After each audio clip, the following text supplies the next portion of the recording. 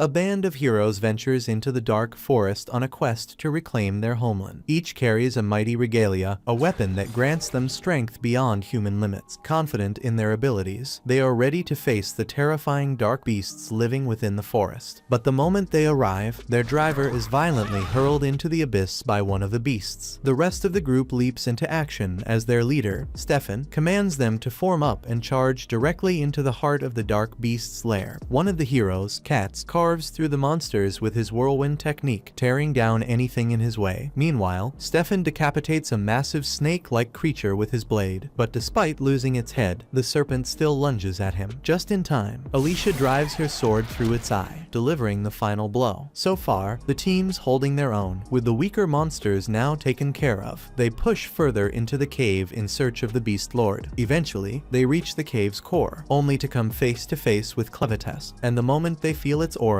they know this fight will be brutal. The sheer pressure radiating from the beast is overwhelming. Stefan remains confident that with their regalia and teamwork, they can take down anything, even a monster like this. But teamwork won't be enough this time. As they rush in to attack, Clevites swats Stefan into a wall with terrifying force. Panic sets in as the group realizes their strongest warrior has been killed. Still, the tank steps up, convinced he can turn the tide. He leaps into the air to strike, only to be instantly decapitated before his blade even comes down. The rest of the team is finally starting to grasp that a head-on fight isn't going to work, but by then, it's already too late to retreat. Clevites has started eliminating them one by one using his tail. Confusion spreads among the group as they struggle to understand how he's moving so fast. That's when Alicia notices that the attacks are coming from their own shadows. She quickly shouts for everyone to jump, hoping to break the connection and put some space between them and the deadly strikes. Thanks to her quick reflexes, she deflects the beast's blow and stays alive. Unfortunately, the others aren't as fortunate. One of the remaining heroes tries to summon an earth dragon golem by driving his spear into the ground, but it becomes clear the ground is under Clevites's control. As a result, the summoning fails, and several tails erupt from the earth, cutting him to pieces. The lance wielder attempts a full-on charge, hoping to overwhelm Clevites, but while he's desperately fighting for his life, Clevites calmly wonders how such fragile humans even made it into his domain. With little effort, he eliminates the remaining heroes, leaving only Alicia alive. She's been dodging non-stop, using her sword to stay just out of harm's way. After a relentless effort, she finally gets close enough to strike Clevites's horn, but even her most powerful blow barely leaves a mark. Meanwhile, Clevites remains lost in thought, baffled by the sheer foolishness of humans invading his domain after 1,000 years of peace. Still, if they insist on provoking him, he'll have to come up with a lasting way to keep them away. But first, he needs to handle Alicia. With a swift motion, he cuts her leg and sends her plummeting to her death. Not long after, Clevites shows up at the human kingdom, burning with vengeance. He had no intention of interfering with the human world, as long as they stayed out of his, but they couldn't resist trying to invade his territory based on what the heroes said before the battle. It was the king of Haydn who sent them. So now, Clevites intends to pay the king a visit and have a serious word with him about it. The kingdom's archers quickly respond to the threat and prepare to take down Clevites, but as expected, their arrows are completely useless against him. Still, despite the obvious gap in power, they keep firing as if it might somehow make a difference. Clevites originally planned to ignore the rest of the humans. He only came for the king, but now that they've chosen to attack him, he mercilessly cuts them down as he makes his way to the castle. The castle guards scramble to ready their defenses, turning their catapults toward Clevites, but just like the archers' attacks, their weapons are completely ineffective. Clevites tears through the castle walls like they're made of paper. Inside the castle, a guard rushes to warn the king about Clevites's assault, but the king has already heard the destruction unfolding outside and knows exactly what's happening. The heroes he sent clearly failed, and it's obvious now that the weapons of Haydn weren't ready to take down Clevites. He understands the Clevites is likely coming straight for him, and there's no point in trying to escape. Clevites would find him no matter where he went. Still, even if death is inevitable, the king is determined to seal off the forge and ensure the flames of Haydn never die out. Meanwhile, outside the castle, Clevites is confused by how weak these humans are compared to the heroes who confronted him earlier. At first, he assumed they might have undergone some kind of elite training, but after the castle's guards launch metal ballistas at him, he realizes that their strength came from their weapons. Reflecting on the battle, he remembers how Alicia's sword, despite doing minimal damage, managed to leave a mark on his horn, something that should have been impossible. Though humans are little more than insects to him, even an insect armed with such a weapon could pose a threat. Realizing this, Clevitus decides he must investigate the source of their power. Meanwhile, deep within the castle, the king makes his way to inspect the forge of Haydn. But before he can do much, the walls around him start to tremble. Realizing that Clevitus is close, he quickly seals off the forge. Just moments later, Clevitus smashes through the castle roof with his tail, and the moment he lays eyes on the king, he calls him out directly. The king tries to maintain his composure, insisting that Clevitus has no right to address him so disrespectfully, but Clevitus quickly shuts him down, warning him to mind his tone, because if he truly wanted to, he could erase all of humanity in a heartbeat, and not just the people of Haydn, but those in the surrounding kingdoms too. He points out that he's spared the king so far, but even killing him wouldn't solve the problem. Eventually, another ruler would rise and once again threaten Clevitus's domain. So, Clevitus gives the king of Haydn a single chance to explain himself. He demands to know why the heroes were sent to attack him, but instead of offering a real answer, the king arrogantly says a beast like Clevitus could never comprehend anything. That's all Clevitus needs to hear. Without another word, he decapitates the king and begins plotting to erase humanity from existence. As he leaves the ruined city, Clevitus stumbles upon a crying baby whose mother has been trapped beneath collapsed rubble. Clevitus feels no pity for the child. He chooses to ignore it and keep walking. But then the dying mother calls out to him, begging Clevitus to save her baby. Clevitus is taken aback by the mother's request. He reminds her that he was the one who destroyed the kingdom and has already resolved to exterminate all humans. Then, why would he ever spare a human child? The mother acknowledges his reasoning, yet she argues that even if the adults brought his wrath upon themselves, her child is innocent and doesn't deserve to die. Clevitus mentions that to him all humans are equally worthless, so her argument pointless. Still, he asks if she can prove that the child has any value. The mother realizes she has no way of convincing Clevitus, especially with her death fast approaching. Still, she vows that if he spares the baby, he'll one day see its true value for himself. Shortly after, she passes away, and Clevitus leaves without a hint of emotion. Yet, he eventually returns for the child, suggesting that her final words did leave an impression on him. He's still uncertain whether taking the baby is a wise decision, but given how brief a human life is compared to his own, he figures it won't make much of a difference. Driven by curiosity, he decides to take care of the child for now. In the land of Edthia, 5 humanoid races coexist. The first are the Duns, a kingdom renowned for their architectural prowess and tactics. Next are the Orgites, a people known for their expertise in hunting and medicine. The Sladens are aquatic beings, adept at swimming and fishing. Then there are the Benti, a barbaric race inhabiting the wastelands. They are powerful individuals, but hopeless at cooperation, even in dire circumstances. And lastly, there is the kingdom of Haydnians, the most ancient of the humanoid races, masters of weapon forging, creators of the legendary blades of Haydn. While Edthia is vast, the world beyond its borders is shrouded in endless darkness, home to the dark beasts and their 4 lords, including the fearsome Clevitus. Because of this, no human has ever ventured beyond Edthia's edges. Back in his cave, Clevitus brings the baby along with him. After frightening off all the beasts to ensure the child doesn't get eaten, he lies down beside him to rest. However, he's unsure what to do next. He could share some of his energy to keep the baby healthy and avoid the risk of him dying anytime soon, but at the moment, the baby is covered in poop. Clevitus didn't plan on dealing with something like this, so without hesitation, he picks up the baby and drops him into a pit full of insects. The baby bursts into tears instantly, but Clevitus calmly tells him there's no danger. The insects only feed on poop. He put the baby in there to get him cleaned up. Still, that doesn't make the experience less terrifying. Even after pulling the baby out, the crying doesn't stop, and Clevitus is quickly growing tired of the non-stop noise. Still, as a dark beast lord, he can't just abandon the choice he's made. But if the child is going to survive, he'll need a human caretaker, so Clevitus heads over to the corpses of the heroes he defeated, hoping one of them might still be of some use. A short while later, Alicia regains consciousness and finds herself gazing up at the sky, confused because she distinctly remembers dying. She starts to question whether she's in the afterlife, but when she notices Clevitus nearby, she realizes she's still inside his cave. Out of reflex, she reaches for her sword, only for Clevitus to inform her that he already tossed all the weapons and the bodies of her comrades into the depths of the crevasse. He explains that she seemed like she might be useful, so he chose to bring her back to life. At this point, Alicia is essentially a walking corpse, only able to move because of the dark energy Clevites infused into her. He then orders her to be useful and produce some milk to feed the baby. It takes her a moment to fully grasp what he just demanded, but it's clear he's serious, and it's not a request. He genuinely needs the milk. Without waiting for her consent, he uses his powers to make her obey. But after several minutes of trying to feed the baby, Clevites eventually comes to the conclusion that it's not working. Alicia points out the obvious: she's a virgin who's never had a child, so of course she can't produce milk. She also questions why someone like him would even bother trying to keep a baby alive in the first place. Clevites has no interest in justifying himself to Alicia, but since she can't produce milk, he'll have to find another use for her. The baby won't die, not as long as he sustains it with his energy, but its hunger will never be satisfied. Frustrated, he demands to know if Alicia has any other way to obtain milk. Alicia can't go against Clevites' order, so she informs him that the baby will need a wet nurse for feeding. However, that means traveling to a human town, something that would definitely spark fear given his current appearance. To avoid this, Clevites chooses to take on a human form. He adopts the same appearance as the child's mother and decides to go by the name Clen, naming the baby Luna. Clen then asks Alicia to show him the way to the nearest village, but before they set off, they stop so Alicia can clean Luna's blanket. As Alicia washes the blanket, she notices that it bears the royal crest of Haydn. Meanwhile, in the ruins of what once was Haydn, word of the devastation has already spread. A scout is dispatched to check on the aftermath and is stunned by the destruction caused by just one dark beast. This only reinforces his belief that attacking one of the beast lords was a reckless decision from the start. The timing couldn't have been more unfortunate, as the attack happened on the very day the crown princess was meant to escape the kingdom with her son. Outside the kingdom, a group of soldiers from the kingdom of Duns waits, ready to take advantage of the situation. They decide to invade Haydn and take control of the forge before any other nation can claim it. Back at the river, Alicia questions Clen, demanding to know if he was aware that Luna belonged to the royal family when he took the child. Clen, however, is completely confused and says he has no idea what she's referring to. Alicia then explains that the blanket Luna was wrapped in bore the royal emblem, something only the royal family is permitted to use. Thinking back, Clen recalls that he found Luna beneath the castle debris, which does line up with her being royalty. Still, this revelation doesn't affect his plan going forward. Alicia questions what he means by the rubble of the castle. Clen casually replies that he was the one who destroyed Haydn and killed the king the last night. Alicia is in shock, struggling to believe that Haydn is truly gone, but Clen reminds her that they were the ones who ambushed him first. To him, it's no major concern, but Alicia insists it's a huge deal. If Clen really did wipe out Haydn, and Luna is the only surviving royal, then countless people will soon be coming after him. Clen doesn't understand why. Alicia goes on to explain that only members of the Haydn royal family possess the ability to use the unique forging techniques behind the creation of Haydn weapons. But as soon as the words leave her mouth, she realizes she's said too much. Up until now, Clen hadn't really considered what he planned to do with Luna. But if the child is truly that significant, then Clen figures he wouldn't mind turning him into the new king of the humans. That way, he could manipulate everything from the shadows, and if the humans ever crossed the line again, he'd have the perfect position to crush them completely. For now, they still need to find some milk for Luna, so Clen tells Alicia to hurry up. Alicia still doesn't understand why Clen is so fixated on the child, but one thing is clear: if anything were to happen to Luna, Clen would likely wipe out every human on the continent. With that in mind, Alicia knows she has to protect him no matter what. But just as Clen becomes distracted, a bandit sneaks up from behind, and before Clen can react, she's struck and knocked unconscious. Several hours later, Alicia regains consciousness and realizes she's shackled inside a moving carriage. Clen, relieved that she's awake, casually explains that they were captured earlier. However, he's not too concerned about it at the moment because Luna is currently asleep. Alicia, however, is deeply worried, mainly because she can't figure out how the bandits managed to overpower Clen so easily. She asks if he becomes as weak as an ordinary human in this form, but Clen explains that's not the case. He still possesses all his powers. It's just that this is his first time taking on on a human form, and he hadn't realized how delicate the human skull actually is. Clem assures her that now that he understands his body's limitations, no one will catch him off guard again. Alicia is relieved, but if he's already regained his full strength, she wonders why he hasn't freed them yet. Clem explains that he's currently playing the role of an ordinary human. Until he successfully crowns Luna as king, he prefers to keep his true nature hidden. Moreover, one of his motivations for this entire ordeal is to study human behavior, and he's particularly curious to witness humanity's darker side firsthand. With that in mind, he's still confused about the situation, so he turns to Alicia for an explanation. Alicia explains to Clem that they were ambushed by bandits, the scum of society. Judging by the current circumstances, it seems the bandits plan to sell all the captives to a slave merchant. Clem wants to know how powerful these bandits actually are. Alicia replies that in terms of human strength, they're not particularly strong. However, they won't hesitate to use underhanded tactics, which makes them difficult to handle. She reassures Clem that most humans aren't as sinister as these bandits, so he shouldn't judge all of humanity based on their actions. After reaching the bandit camp, the prisoners are ordered out of the carriage. One man, unwilling to be sold into slavery, attempts an escape, but with his wrists bound and legs slowed by chains, he doesn't get far. The bandits catch sight of the man attempting to flee. One of them quickly pulls out a knife and hurls it into the man's back, killing him in the spot. The bold bandit then warns that anyone who dares to escape or defy them will suffer the same fate. Fear grips the rest of the slaves so tightly that none of them have the courage to resist. Clem is fascinated by the unfolding situation. Just as he and Alicia are about to move on, a bandit approaches and orders Alicia to go with him. Clem allows her to be taken, curious to see how events will unfold. Suddenly, a woman shouts at him for not working. Since Clem is now considered a slave, he decides to comply and walks over to her. However, the moment she notices he's carrying a baby, she begins calling for someone named Nell. Nell is the overworked and somewhat clumsy slave at the tavern, stuck doing all the toughest chores. When Carm shouts for her, she stumbles and falls. Carm scolds her for dropping the sheets everywhere, and Nell quickly apologizes. Despite the mishap, Carm orders Nell to take care of the baby. The moment Nell lays eyes on Luna, her face brightens. She absolutely adores babies. At the same time, Alicia is taken to the office of the bandits' leader, Vroko. However, Vroko immediately scolds his subordinates for not addressing him as boss, while the other bandits assume he's just messing around. Vroko insists he means it. If they won't recognize him as their leader, he'll have no choice but to unleash his pet, Betty. Alicia is stunned to learn that Vroko has gotten his hands on a troll, a fearsome dark beast from the west. What shocks her even more is that he's managed to tame it into a loyal companion. Just then, Vroko takes out the bag of crystals that Alicia had on her when she was captured. He points out that these crystals are only found in Luna Mountain, a region controlled by Clevites, one of the 4 lords of dark beasts. That means there's no way a regular person could have obtained them or even gotten anywhere near the place. He is aware that the kingdom of Haydn recently dispatched a team of heroes to fight Clevites, but according to reports, they were all defeated. Vroko also recalls that among them was a woman resembling Alicia. He notes how Clevites ravaged Haydn following the hero's failure, causing immense tragedy for its people. However, for the Ravens bandit group, this turn of events was the most favorable outcome they could have wished for. Vroko draws a red sword, leaving Alicia shocked. She can't believe someone like him wields a monohydrite sword. He brags about how these swords, forged from that rare metal, grant immense power to their users. However, he admits he's never experienced that surge of strength himself, because the one he holds is a fake. Only members of the royal family can craft true magic swords. Vroko explains to Alicia that their bandit group deals in 2 main trades, slaves and counterfeit magic swords, as most people can't distinguish the fakes from the real ones. He mentions the rumors claiming the entire royal family was wiped out by Clevites. If that's the case, he adds, the value of genuine magic swords will shoot up incredibly fast. He claimed that the 13 regalia, personally crafted by the king before his death, would be worth a fortune, although they were believed to have been lost during the battle with Clevites. Vroko is confident that, with Alicia now under his control, he can track them down and sell them for massive profit. He orders the 2 to make her guide them to the regalia in the morning after that. They can do whatever they please with her. While this is happening, Clem is working as a tavern servant. Nell is occupied with feeding Luna, so he's staying out of trouble, until a bandit storms over, shouting at Nell to fetch him more beer. She sets Luna down and obeys, but despite her compliance, the bandit still lashes out, kicking her in the back. Next, another bandit shouts at Clen to bring him some meat. Clen complies without hesitation, serving the meat without a word of protest. The bandits are taken aback by how obedient he is, convinced he'll make an excellent slave. However, Carm remains uneasy. There's something about him that feels off. The horn on his head led her to believe he might have Orgite blood, but his skin is far too pale for that, and his emotionless eyes don't match that of a normal boy. Meanwhile, Nell is quietly carrying the beer when one of the bandits deliberately trips her.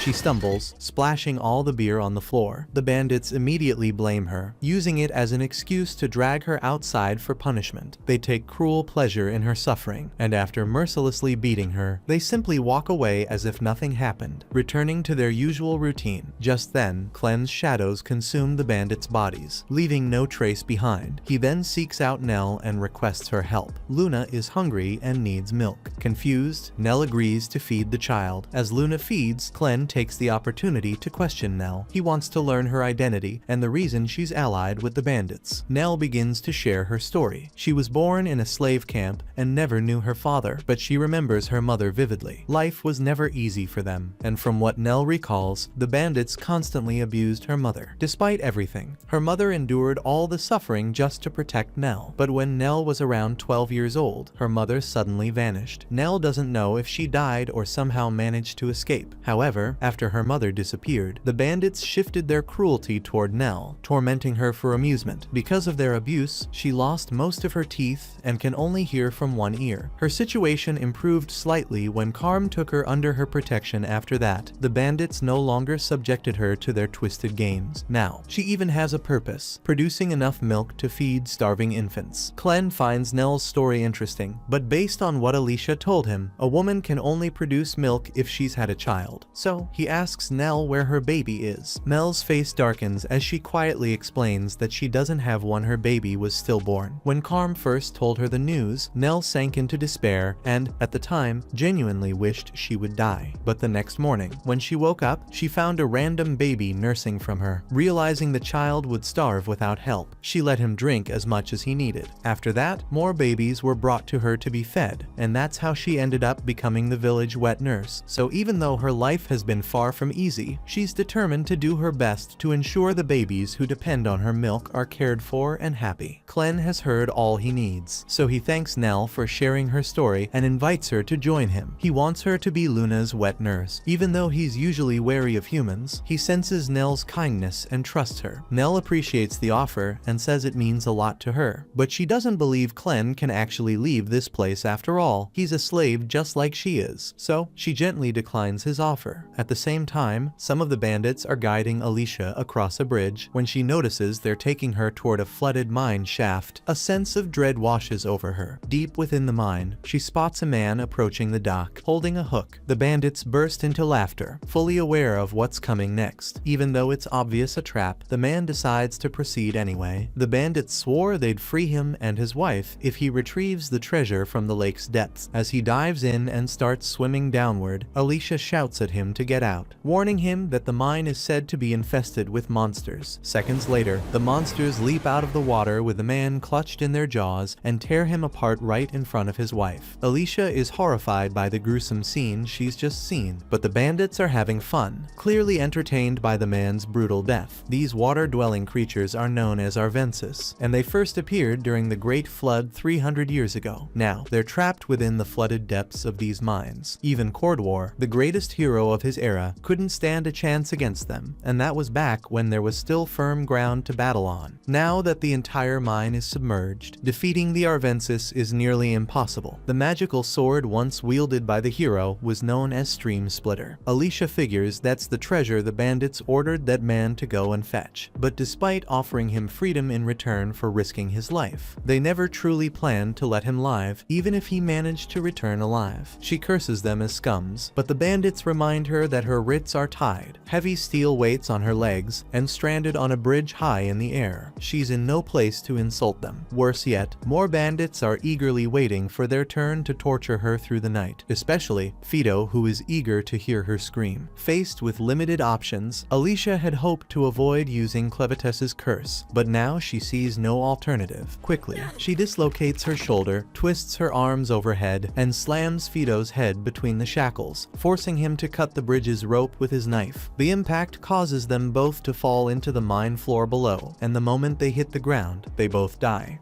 When the bandits see Alicia's corpse below, they begin to panic. They needed her alive to guide them to the 13 lost regalia. Meanwhile, deep in the cave, Alicia awakens, kept alive only by the immortality curse Clevitis placed upon her. Though the curse prevents her from dying, it doesn't heal her wounds. Now, broken and bleeding, she lies completely paralyzed, helpless. Every bone in her body is shattered, and with so much blood lost, escape is impossible on her own. Worse yet, if the bandits discover she's still alive, she'll be in even greater danger. She starts to struggle, trying to move, until the blood leaking from her body floats into the air, and suddenly, Clevitis materializes before her. Alicia is stunned to see him in such a small form, but he explains that it's because he's using the blood magic within her to manifest himself. That same magical blood is what's keeping her immortal body alive. If she loses all of it, she'll die for good. However, Clevitis assures her that as long as she remains valuable to him, he'll replenish all the blood in her body. Once that happens, she should eventually recover from her injuries. Alicia is relieved to hear that, but she quickly realizes that Clevitis still hasn't begun healing her. Curious, she asks what's holding him back. Clevitis replies that he will get to it, but first, he has something to ask her. He explains that he recently found someone ideal to serve as Luna's wet nurse. Despite being a demon, he could clearly see that Nell was being treated poorly here, so he gave her an opportunity to leave and start a better life caring for Luna. However, Nell outright refused. Clevitis asks Alicia if she has any clue why Nell would reject such a good offer. From Alicia's perspective, it's likely because Nell sees him as a slave who couldn't possibly keep his word. Groups like these bandits don't simply let people walk away, and those who do manage to flee usually end up being hunted down. Having grown up in this kind of environment, Nell probably believes that true freedom is completely out of reach for her. Clevitis asks if there's any way to fix the situation, and Alicia believes the simplest solution would be to eliminate all the bandits in the camp. If no one's left to chase after Nell, she'd be far more likely to accept Clevitis's offer. Alicia adds that, given how powerful he is, it should be no problem for him to wipe out the entire group on his own. But Clevitis refuses, saying he can't take that risk. If word got out that he left the mountain, others might see it as a chance to invade his territory while he's away. Instead, he wants Alicia to handle it, pointing out that it would be completely natural for a hero like her to wipe out a bandit group. Alicia starts to object, but Clevitis interrupts and tells her to just get it done, then immediately fills her with blood to heal her body. The bandits eventually descend to the mine's depths in search of Alicia's corpse. However, when they find her, they're terrified to see her body twisted in unnatural, grotesque ways. As every snapped bone realigns and her flesh knits itself back together, she's racked with unbearable pain. Yet, when the transformation is complete, she is fully healed. The bandits can't comprehend how she survived such a deadly fall, but their focus remains on forcing her to lead them to the 13 regalia. They know she's a hero, so they stay wary, yet they believe overwhelming her will be enough. But one impatient bandit rushes ahead, attacking Alicia with a stab to the shoulder.